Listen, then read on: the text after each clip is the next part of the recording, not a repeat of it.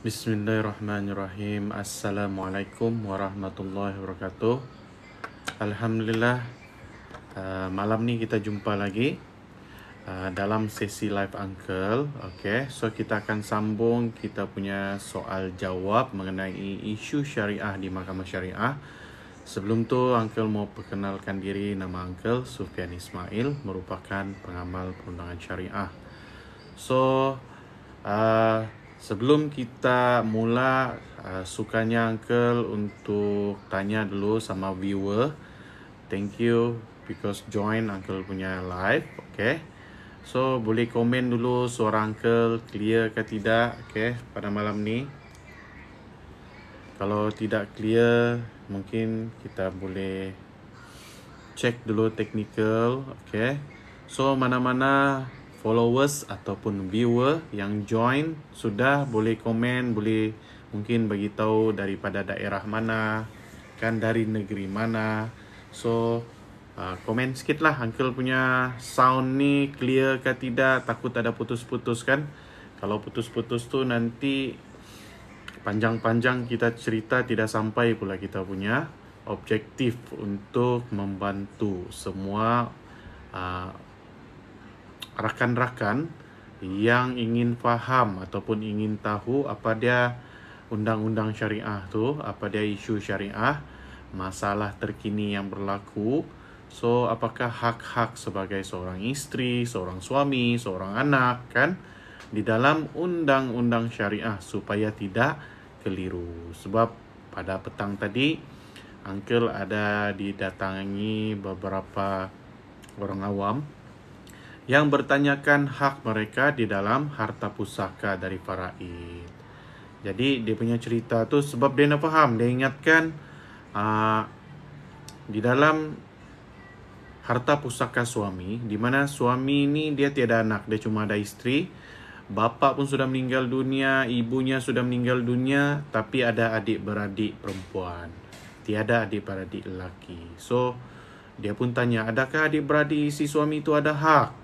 Jawapannya ada, disebabkan oleh tidak adanya anak lelaki dan bapaknya sudah meninggal dunia. Selain daripada adik-beradik dan isteri dalam hak harta pusaka tu, di mana Baitul Mal pun mempunyai hak terhadap harta tersebut. Jadi benda-benda beginilah yang kita perlu share supaya orang faham hak orang lain. Okay, so Waalaikumsalam. Okay, kita sudah ada. Thank you because sudah join masuk. Siapa ni? Kita ada si Ira Lika. Clear Uncle. Kita ada Hazmin. Waalaikumsalam. Okay, so kita ada Puan Lavenda. Assalamualaikum. Suara Uncle clear. Saya Nur Fatia daripada Kabung, Sarawak. Thank you Mia Sarawak sebab join malam ni. Okey, yang mana sudah komen bagi tahu dari mana tu, boleh teruskan dengan persoalan sekiranya ada. Okey, jelas dan okey lah. Hazmin, thank you. Clear. Assalamualaikum Uncle, hadir dari Johor Bahru. Okey, thank you orang JB bagi komen. Waalaikumsalam. Jelas. Siapa ni? Rashid ke? Rashid Laina dari Semenanjung. Wow, umumnya Semenanjung. Semenanjung di mana tu? Okey, ada yang bagi salam clear. Salam dari Binjai. Okey, thank you Kenyon. Orang Binjai. Jelas dan kadang putus-putus suara. Alamak, putus-putus suara. Mungkin line tidak berapa kuat ni kan. Saya ada soalan. Okey Hazmin, silakan. Kota Kinabalu, Kepayan Ridge sini. Okey, teruskan Hazmin untuk memberi persoalan.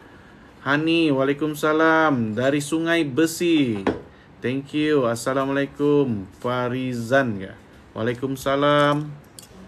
Okey, salam dari Selangor. Thank you. Waalaikumsalam orang Selangor. Kita dari Riana Tasha. Okey, kita ada si Nordin Yong Nandu. Waalaikumsalam. Thank you. Okey, Nordin siapa ni? Nordin Yong. Suara Uncle clear kali ya? Dari mana tu? Dari mana tu? Okey, Ketua Hakim Pak Cik tuarankan. Hah? Ketua Hakim Pak Cik orang tuarankan. Assalamualaikum. Waalaikumsalam dari Sungai Buloh. Thank you. Malu Pak Cik. Pak Cik orang tuaran hakim. Okey. Okey, untuk tanya pasal hakim kah, orang manakah, rasanya uncle tak sesuai jawab di sini lah kan. Kita soal jawab ni biar isu syariah. Tuan Azmin, sorry ya. Tapi uncle nak nafikan memang kita ada hakim di Kota Kinabalu ni, memang ada orang tuaran. Uncle bukan hakim, okey? Okey, kita ada Mas. Hai, putus-putus suara. Abang baca pakai magnifying glass kah? Ya, dah nampak kicik. Pakai kanta. Apa tajuk malam ni? Okay, actually uncle tidak ada spesifik tajuk. Uncle akan cuba jawab persoalan apa yang disoal oleh kita punya, apa nama dia ni? Kita punya followers lah. Suara clear, maybe line awak yang slow sikit. Ya kan, live tanya soalan apa ni? Okay, followers akan ataupun viewer akan tanya apa-apa soalan saja mengenai isu syariah. Semalam uncle ada idea lah mau cakap pasal nusyus. So, semalam sudah kita discuss ataupun share pasal nusyus. Nusyuskah aku sebagai seorang isteri? Itu isu dia. Banyak orang ingat isteri itu nusyus. Tapi tiada pun perintah mahkamah yang mengatakan seorang isteri itu nusyus. Adakah seorang isteri itu nusyus tanpa ada perintah mahkamah mengikut undang-undang? Tidak. Selagi mana mahkamah tidak keluarkan surat perintah nusyus terhadap isteri tersebut, maka dia tidak nusyus. Bila tidak nusyus, dia berhak untuk tuntut apa-apa tuntutan, terutamanya nafkah. Ataupun nafkah iddah lah kalau sudah bercerai, ataupun tunggakan nafkah. Okay? So, apakah efek, kesan terhadap perintah nusyus yang dikeluarkan oleh mahkamah? Di mana seorang isteri yang nusyus itu tidak layak mendapat nafkah. Apa-apa nafkah dia tidak layak. Okay? Adakah perintah nusyus ni bersifat kekal? Jawapannya tidak. Dia hanya bersifat sementara. Kenapa uncle cakap sementara? Contoh, adalah si B ni, dia diperintahkan nusyus oleh mahkamah, dituntut oleh si A, suami dia. Apabila si isteri ni kembali ke rumah dan taat kepada suaminya, maka perintah nusyus tu habis. Maksudnya dia tidak kekal. Jika dia dapat buktikan dia sudah bertaubat dan dia kembali taat kepada suami, maka perintah itu sudah tidak diguna pakai. Faham ah? Ada orang mentang-mentang suami itu dapat perintah nusyus, dia pakai kunun sampai 2-3 tahun. Tidak. Kalau isteri itu sudah bertaubat, kembali ke pangkuan suami, taat kepada suami, menjalankan tanggungjawab dia sebagai seorang isteri, maka perintah itu sudah tidak valid. Jadi suami perlu memberi nafkah disebabkan oleh taatnya isteri itu yang sudah bertaubat. Okey? Yang ini ilmu uncle mau bagi. Jangan kamu fikir perintah nusyus itu kekal selama-lamanya. Tidak. Kecualilah isteri itu enggan untuk taat dan memilih untuk bercerai. So, dia boleh pegang lah. Maksudnya perintah itu terpakailah sampai bila-bila. Sebab until bercerai kan? Faham ah? Okey. So, kita akan baca soalan dari Sabah Sandakan sekarang di KK. Okey, suara clear. Thank you, Tuan Nordin. Okey. Okey, uncle baca soalan dulu. Okey, apa soalan dia sudah naik? Kes hutang nafkah. Alright, ada itu. Live soalan apa ni? Suara okey. Saya 4 tahun berpisah. Apa kena buat? Alright. Hazmin ni tuan ke puan lah? Uncle rasa Hazmin ni kalaulah suami sudah berpisah, biasanya suami ni boleh tuntut hak jagaan anak lah. Kalau mau tuntut hak jagaan anak. Sebenarnya dalam mahkamah ni suami tidak banyak boleh tuntut terhadap si isteri. Yang banyaknya di mahkamah isteri tuntut kepada suami. Sebab apa? Suami itu tanggungjawabnya adalah pemberi nafkah. Dan mungkin juga suami boleh tuntut harta sepenceraian sekiranya ada. Okey? Kalau tidak ada, tiadalah yang mau dituntut kan? Okey, kalau isteri kita ada 9 tuntutan selepas bercerai. Okey, kalau suami ni tuntutan tak banyak, paling-paling pun mungkin mau tuntut hak jagaan anak ataupun mau tuntut harta sepencarian. Sebab suami tidak boleh tuntut muta'ah, nafkah, semua itu dibebankan terhadap suami. Okey? Seterusnya, saya baru di sini bang, cuba bagi topik sikit. Okey. Kamu boleh tanya uncle, siapa ni? Si Canyon Domingo. Dalam live ni kita akan sharing mengenai isu-isu syariah ataupun undang-undang syariah. So, mau tanya pasal kes-kes harta pusaka, macam mana mau takbir hak terhadap isteri terhadap suami, mungkin mau wasiat, hibah, wasiat wajibah, okey? Mungkin perceraian, di mana perceraian dalam mahkamah syariah ni kita ada lebih kurang 7 jenis cerai ataupun 8 macam itu, okey? So, kita ada lagi tuntutan-tuntutan dalam poligami.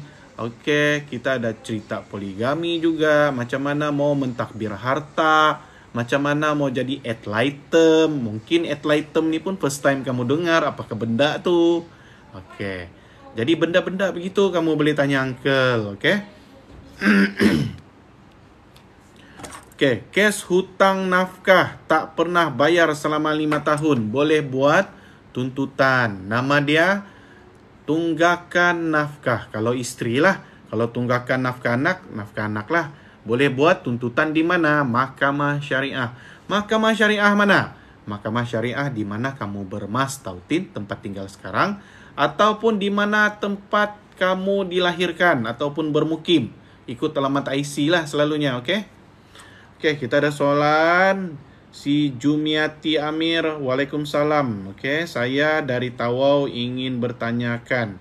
Saya baru membuka borang pendaftaran tuntut nafkah untuk anak. Sudah 3 tahun bercerai dan selama ni saya tak tahu apa pekerjaan bekas suami selama bercerai dan hingga kini. Jadi masih boleh jugakah saya untuk membuat tuntutan nafkah anak?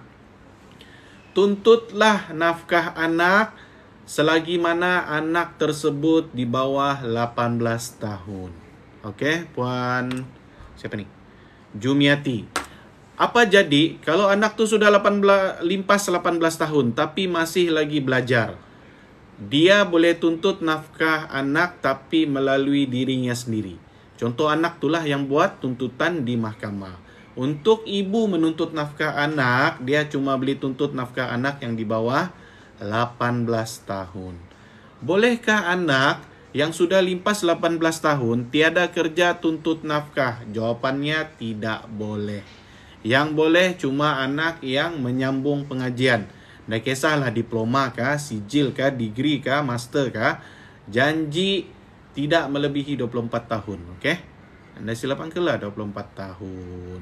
Itulah cerita nafkah anak dari segi undang-undang syariah. Pastikan pula anak tu adalah anak sah taraf. Ingat, bagi anak-anak yang berbintikan bukan bapaknya, paling senang binti Abdullah lah atau bin Abdullah lah. Ataupun ada yang tiada bin, ada tahun tertentu tu dia tidak tulis bin pun. Bila dicek, dia memang anak tidak sah taraf. Di bawah section 11 kah? 10 kalau di sijil lahir tu. Golongan anak tersebut tidak layak untuk tuntut nafkah anak di mahkamah syariah. So, macam mana cara? Mintalah ihsan bapa biologi dia untuk sedekahkan perbelanjaan. Okey? Sebab anak yang tidak sah taraf tidak layak diberi nafkah mengikut undang-undang syariah oleh bapaknya. Siapakah yang menanggung nafkah terhadap anak tidak sah taraf? Yang menanggung nafkah anak tersebut adalah ibu kandung dan keluarga ibu kandung. So, apakah efek terhadap anak tidak sah taraf ni? Efek dia terhadap bapa biologi. Ada orang gelar bapa kandung. Uncle tak boleh iktiraf bapa kandung sebab dia tidak dinasabkan. Dia bapa biologi lah. Bibit daripada bapaknya tu. Bapaknya tidak layak untuk tuntut hak jagaan anak ataupun hadonah. So, mana-mana suami yang ada anak tidak sah taraf, dia tidak layak untuk tuntut hak jagaan anak. Secara otomatiknya, anak yang tidak berbin dan berbintikan bapaknya tidak layak untuk mendapat harta pusaka bapa biological dia. Faham? So, Uncle faham, ramai yang terjebak mempunyai anak pertama yang tidak sah taraf. So, kalau kamu pun sudah faham dari segi undang-undang, di mana anak ini tidak berhak terima harta pusaka, so kamu bolehlah buat hibah ataupun wasiat terhadap anak tidak sah taraf tersebut. Selalu yang menjadi mangsa ni anak first lah. Sebab apa? Semasa akad nikah, isteri itu telah pun mengandung. Okay? So, itu dianggap anak tidak sah taraf. Faham? So, mana-mana yang tidak clear mungkin boleh tanya lagi ya. So, Uncle mau jawab dulu soalan. Sorry lah, Uncle tua sudah. Jadi, rabun sikit terpaksa pakai kanta. Alright.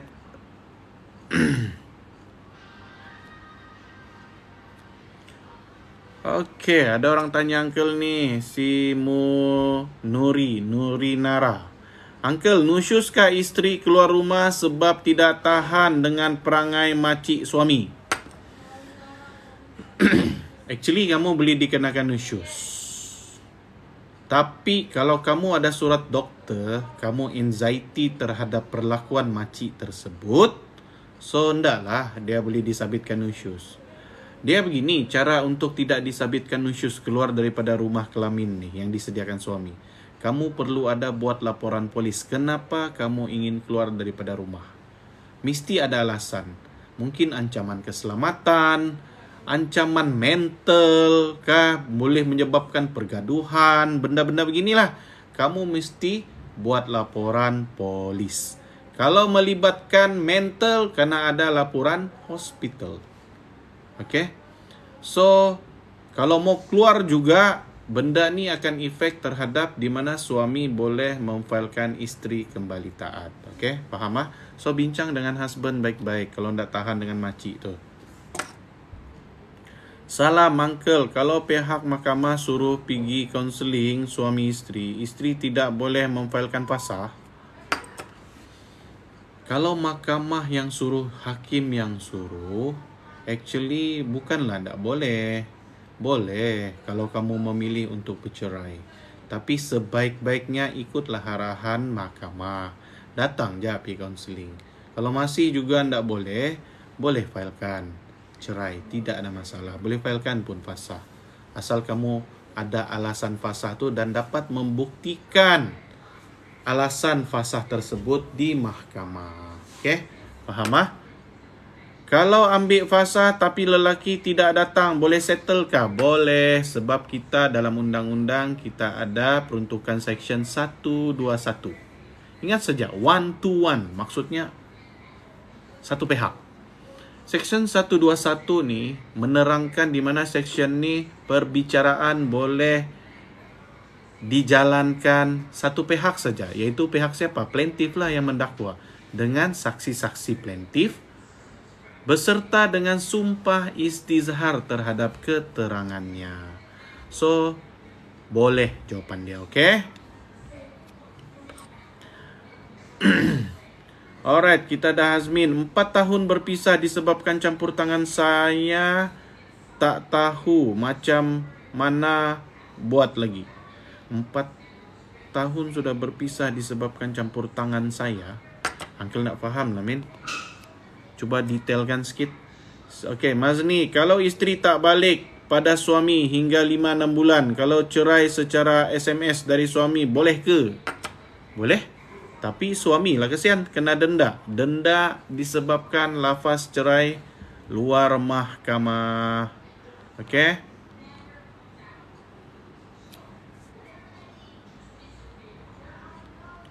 Alright, soalan seterusnya.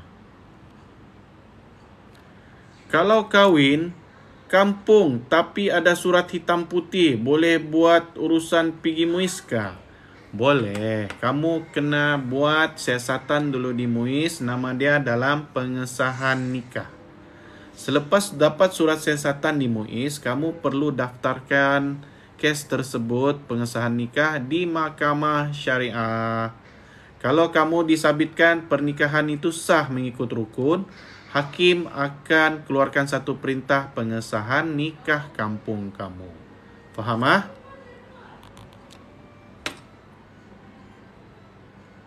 Okey. Cerai melalui SMS, WhatsApp, adakah sah? Jelaskan.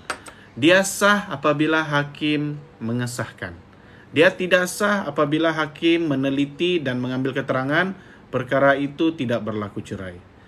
Tapi selalunya apabila kamu suami meng-SMS atau WhatsApp whatever medium sosial melafazkan cerai yang jelas ataupun soreh dan suami mengakui bahawasanya dia yang SMS dan dia akui dia meng-SMS tu dalam keadaan yang yalah memang dialah bukan orang lain. So biasanya hakim akan mengesahkan lafaz tersebut cerai. Kebiasaanlah mengikut pengalaman uncle handle case tersebut. Okay. Thank you juga Stokis JB Manjakania Senros bagi yang keros. Kalau kahwin kampung tapi ada surat hitam putih. Okay. Soalan saya 4 tahun berpisah, isteri tidak mahu ikut saya, tidak ikut cakap, jadi macam mana seorang ni? Kamu boleh memfailkan tuntutan isteri kembali taat. Selepas kamu dapat perintah isteri kembali taat, si bini ni still juga keras kepala, tidak mau taat, kamu boleh failkan isteri nusyus. Faham ah? Okey, nak tanya, boleh ke rujuk melalui perbuatan sahaja? Boleh. Maksud rujuk melalui perbuatan ni bagi kes-kes talak rajai sahaja. Okey. Perbuatan tu maksudnya berkelamin. Dan apabila kamu sudah rujuk melalui perbuatan kelamin, kedua-dua suami isteri ini perlu ke Jabatan Agama untuk membuat pengesahan ataupun laporan terhadap rujuk tersebut. Okey. Alright, soalan seterusnya. Kita ada si Lina. Assalamualaikum. Waalaikumsalam. Saya Lina dari Lahad Datu. Soalan saya ialah saya dan suami ada membeli sebuah rumah atas nama bersama kongsi. Berapa peratuskah yang boleh saya tuntut dari segi nilai rumah tersebut sekiranya berlaku perceraian? Okey. Kita melihat dari segi normally-nya memang 50-50. Tapi jika ada bantahan daripada pihak-pihak, hakim akan meneliti sumbangan siapa mengikut percentage. Suaminya bayar berapa setiap bulan, istrinya bayar berapa setiap bulan. Okey? So, biasanya begitu. Untuk pengetahuan, di dalam harta sepencarian, walaupun istri tiada sumbangan dari segi material, isteri berhak untuk tuntut semaksimum 1/3 daripada nilai harta. Okey? Itu adalah satu kelebihan bagi seorang isteri. Berbeza dengan suami. Suami kalau tiada dapat pembuktian terhadap sumbangan, dia tidak berhak untuk tuntut harta sepencarian. Faham? Okey? Terima kasih atas penjelasan, Uncle. Sama-sama. Alright, itu Lina tanya dalam harta pencarian. Normally memang bagi dua. Tapi jika ada pertikaian dari segi bagi dua tu, 50-50%, maka hakim akan meneliti keterangan dari segi sumbangan pihak-pihak. Pihak-pihak Uncle maksudkan ni laki bini itulah. Si bini berapa sumbangan dia, laki berapa sumbangannya. Okey? Soalan seterusnya.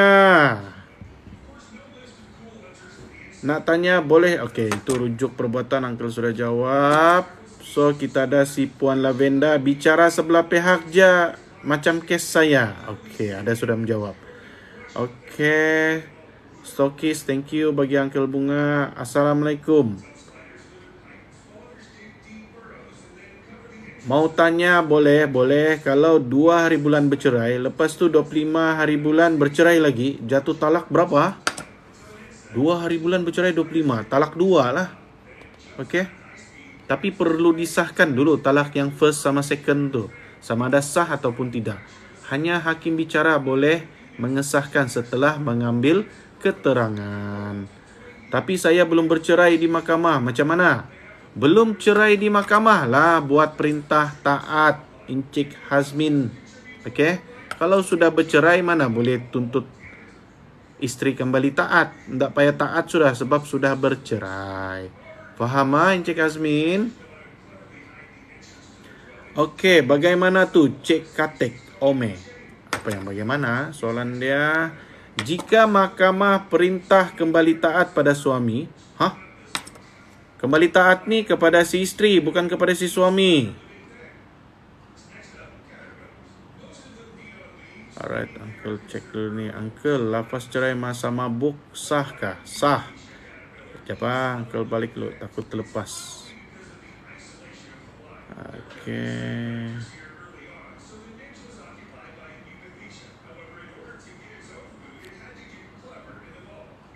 Terima kasih penjelasan. Assalamualaikum. Tuan mau tanya, kalau suami ada anak, kejap.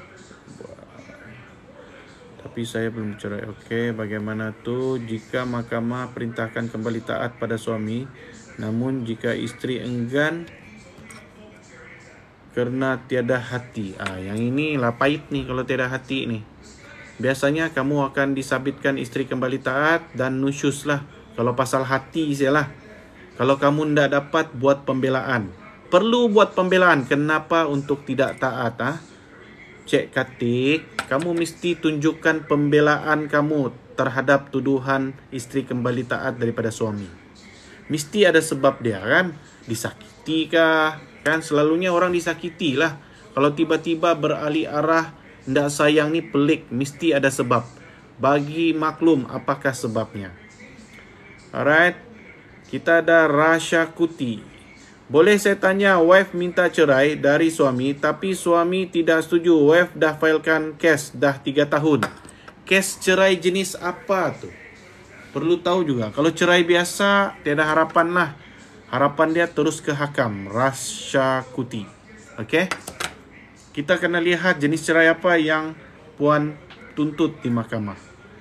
Kita ada Afia. Waalaikumsalam. Tuan nak tanya, kalau suami ada anak luar nikah, bolehkah isteri minta cerai? Boleh. Alasan tu boleh. Sebab kamu sakit hati, suami telah melakukan zina sehingga melahirkan anak. Boleh. Terima kasih penjelasan. Okey, sama-sama. Captain Wan. Supian Ismail, macam mana nak tanya soalan dalam komen ni ke tuan? Ya, teruskan Captain. Boleh tanya saja di sini. Kalau mau private pun boleh, tapi ada charge perkhidmatan. Kalau dalam live, free. Okey, Amelia. Assalamualaikum. Waalaikumsalam. Saya nak tanya, suami isteri dah lama berkahwin tapi tiada anak. Bolehkah sang suami mewariskan harta pusaka itu kepada istrinya? Boleh. Di dalam ikatan hibah. Okey, kamu boleh mewariskan harta-harta suami kepada isteri melalui hibah, ikatan hibah. Okey? Alright, kalau nak jumpa anak, family bekas isteri tak bagi jumpa, macam mana ya? Kamu boleh tuntut hak jagaan anak ataupun hak lawatan dan bermalam di mahkamah syariah. Okey, kalau bekas keluarga isteri tidak, bekas isteri tidak bagi. Rashid Laina. Anak angkat untuk dapatkan IC, tapi mak kepada budak tu tidak rela. Anak ada mak angkat, anak umur 3 tahun. Uncle nak faham soalannya apa tu? Cuba bagi soalan, jangan bagi statement. Uncle tidak dapat mau jawab. Jadi saya kena pergi ke Jabatan Agama Islam. Bukan Jabatan Agama Encik Hazmin, tapi ke Mahkamah Syariah. Apa-apa kes yang hendak dituntut adalah di mahkamah, bukan Jabatan Agama. Kalau Sabah panggil Jahin lah. Selalu orang panggil Muiz. Okey.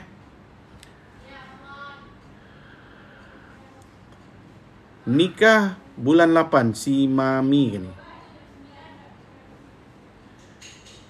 Anak lahir bulan 2. Okey. Berikutnya, boleh tukar bin ke nikah semasa hamil? Tidak boleh.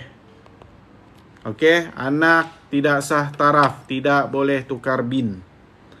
Kalau suami TK, taat, tak taat macam mana? Suami tidak taat, apa maksud suami tidak taat?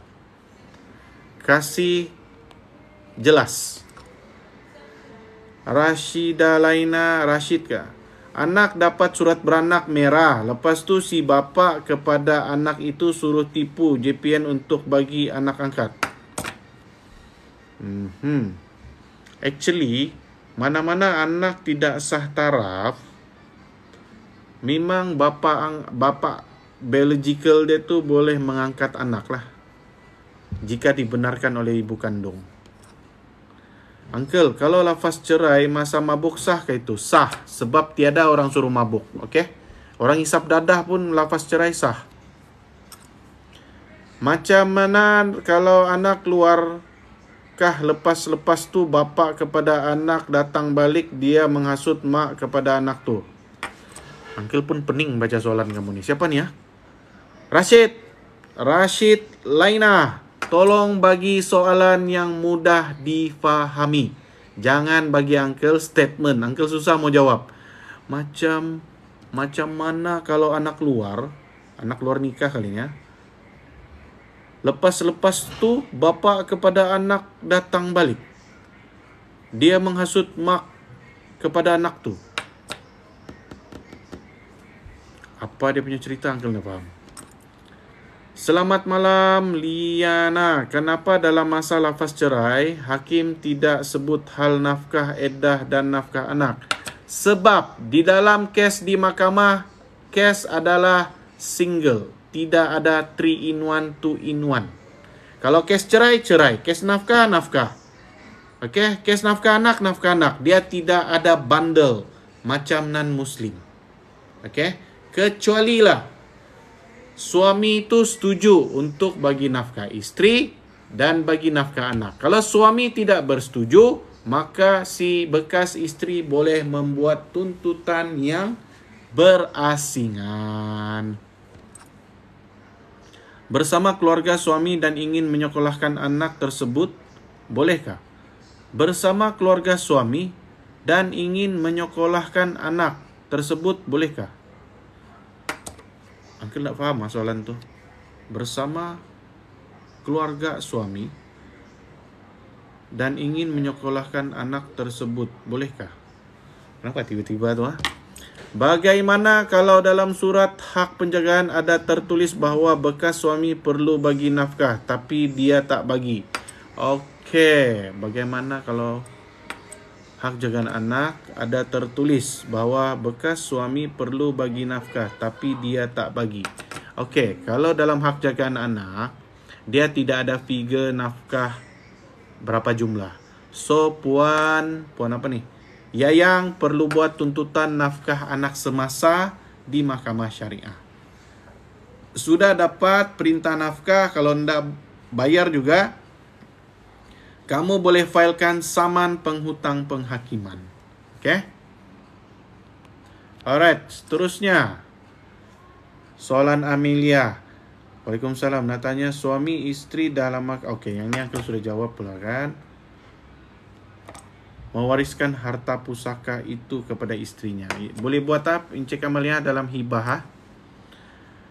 Kalau ingin berpisah tapi suami memaksa untuk mengambil anak, tidak sah taraf tersebut dengan alasan untuk tinggal. Jangan setuju. Okey? Kamu boleh bercerai tanpa persetujuan si suami. Campur tangan keluarga perempuan. Yang inilah biasa berlaku. So, cubalah pujuk isteri. Kalau anda dapat juga, itulah jalan terakhir bercerai. Tuan terpaksalah tuntut cerai. Tapi bagi uncle, usaha dulu dalam perintah taat, isteri kembali taat dengan nusyus. So, kalau sampai tahap 2 tu pun tidak berjaya juga isteri tu kembali taat, maka uncle nasihatkan bercerailah secara damai. Okay? Bukan jodoh kamu lah tu. Jika anak tidak sah taraf tu lelaki, bolehkah jika si bapa mau jaga atas persetujuan ibunya? Atas persetujuan ibu tidak masalah. Kepada orang lain pun boleh, tiada hal. Boleh kalau persetujuan ibu kandungnya. Kalau ibunya tidak setuju, susahlah. Minta cerai dengan alasan tak mahu terima anak luar nikah suami itu. Boleh. Boleh kamu pakai. Boleh pakai alasan tu, okay?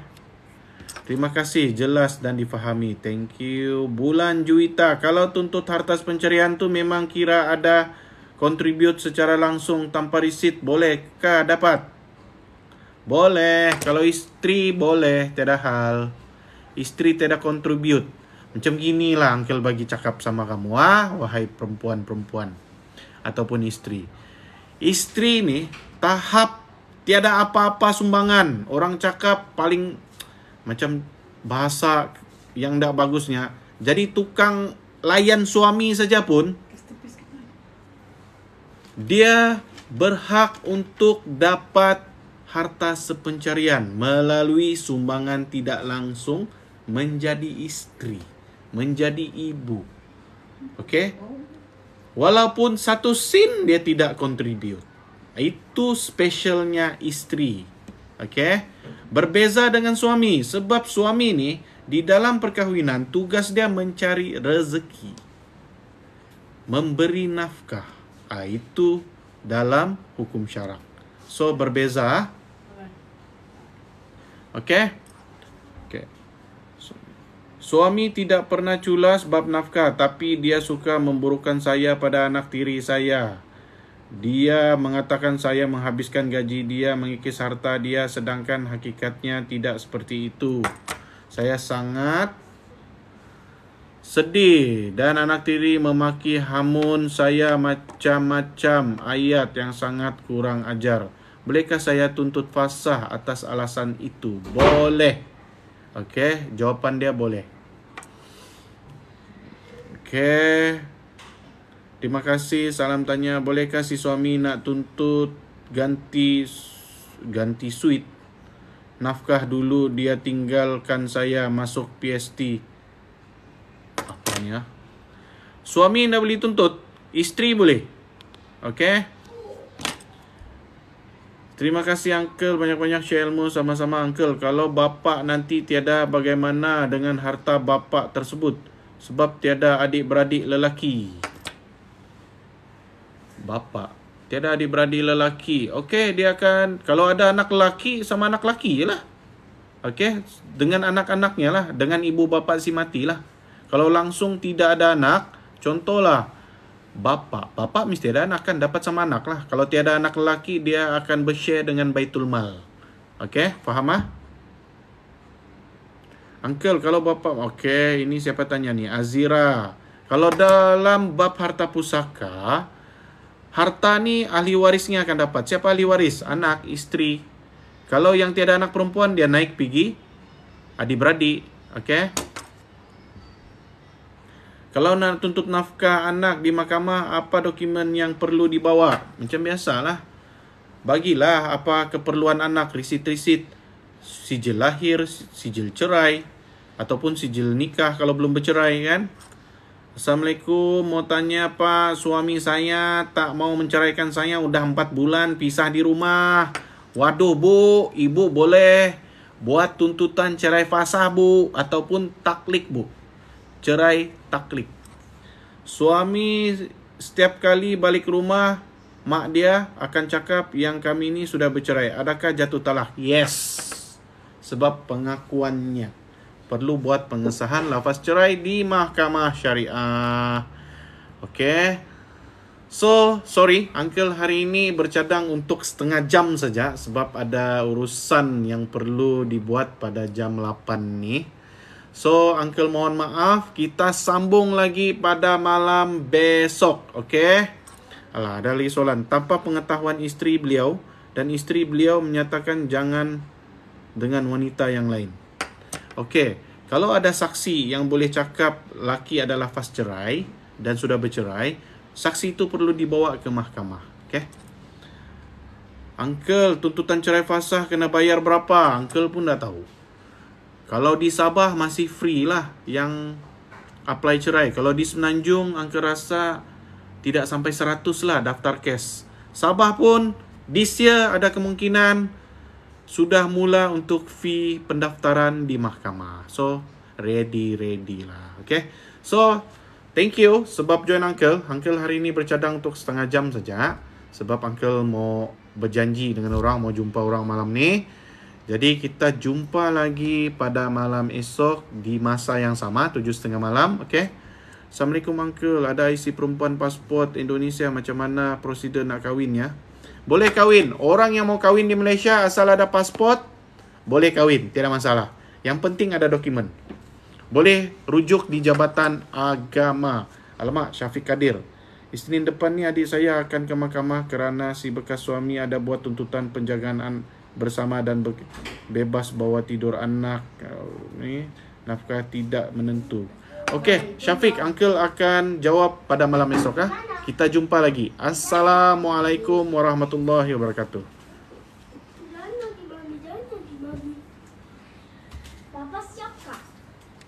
Apa yang siap?